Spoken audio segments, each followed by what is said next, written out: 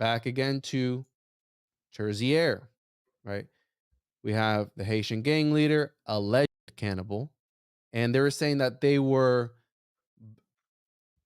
unaliving their victims in the streets and burning them and consuming the flesh. That's what was going on. And obviously, you have these pictures of the Freemasonic symbolism. Now, I'm not just any regular guy that takes this for what it is. I go, well, this is interesting. Why is he wearing that? Because a lot of people in the comments when I posted that clip, they were like, "Oh, he just got that on, anyone can get a Freemasonic.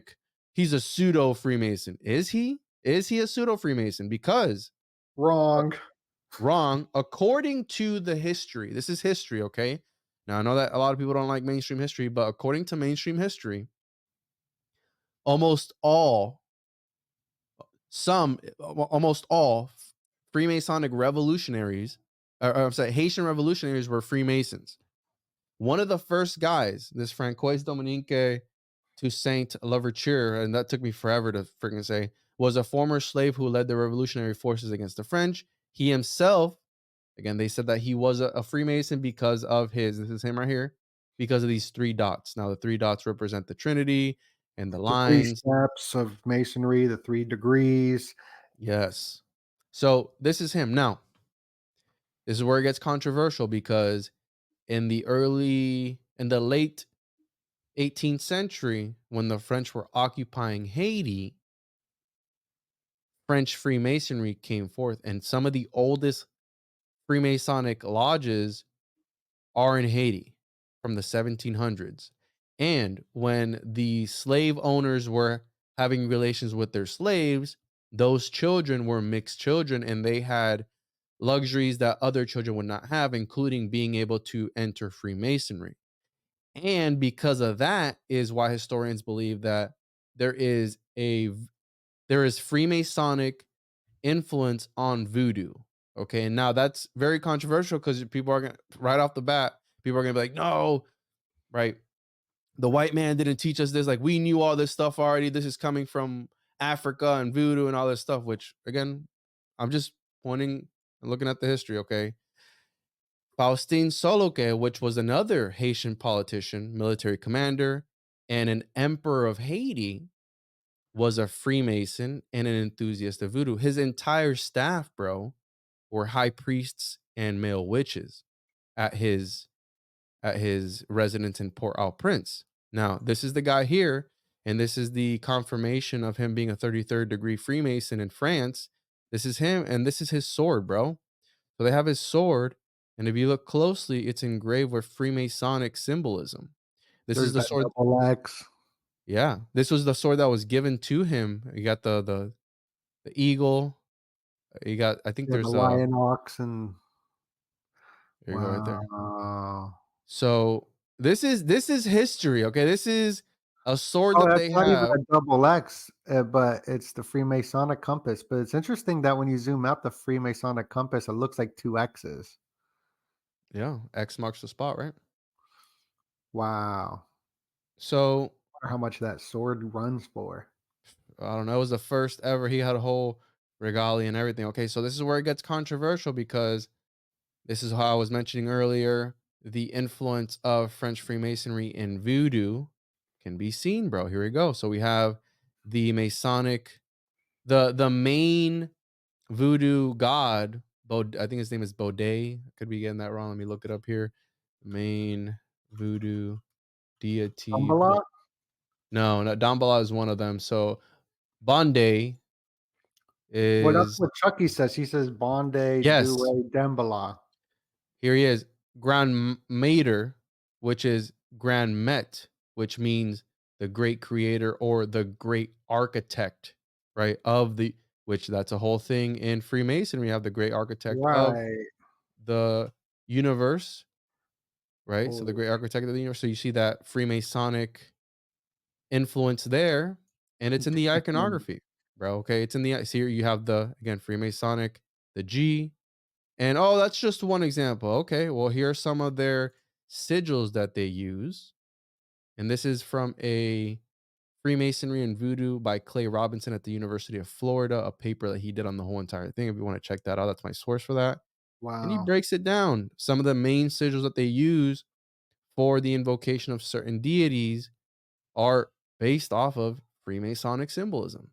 And you Okay. even see the 3 dots in the 2 slides prior to that one as well. Then one right before that on the Yep. left, it looks like the 3 dots. That's new information for me. I never knew that, but I understood the 3. That's cool. Damballa right here. So you got the Freemasonic compasses. Okay. And so, Whoa! So that's a symbol for Damballa? yeah, this is the sigil. So what they use, again, this is a sigil. They call it a veve or vivi. It's a sigil that they use to represent the deity on this realm. And that's how they invoke the deity into this reality.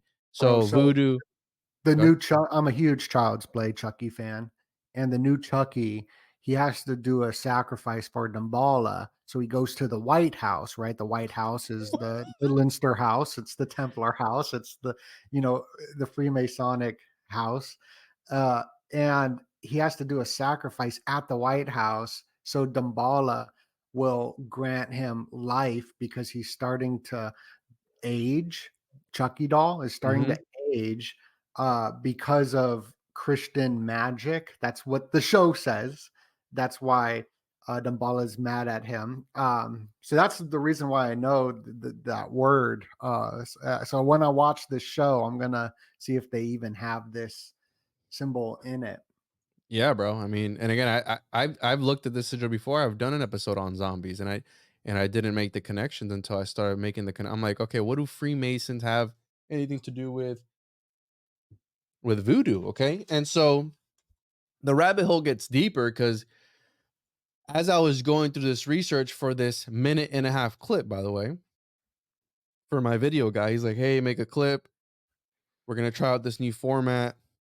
Make a clip on something. I was like, all right, well, let's capitalize off the headlines, let's capitalize off the cannibals and all this stuff. And then when I started doing the research on research I already had, the rabbit hole was getting deeper and deeper, don't I was like, oh, I couldn't finish. You know how I am, bro. Like I have 150 Bro, slides on palm trees. palm trees.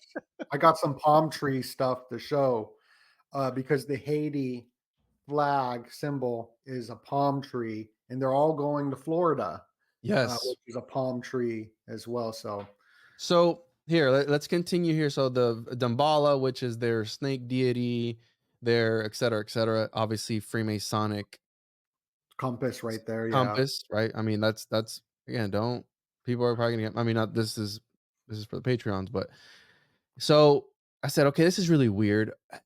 Has anyone ever linked necromancy with Freemasonry? Turns out there was a guy in the mid 18th century named Johann George Strofer. Okay.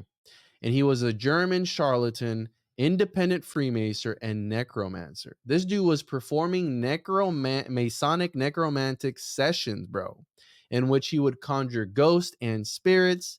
What? And What? bro, so check it out because this all ties into the larger picture of what Haiti is and everything that's going on, right? So it's about the manipulation of people's perception, sorcerers of the subconscious, cinemagicians at work, quite literally, because this Johann George Strofer guy was the precursor to early film, bro, because he inspired phantasmagoria shows, which were popular in Europe, which were essentially haunted houses, bro.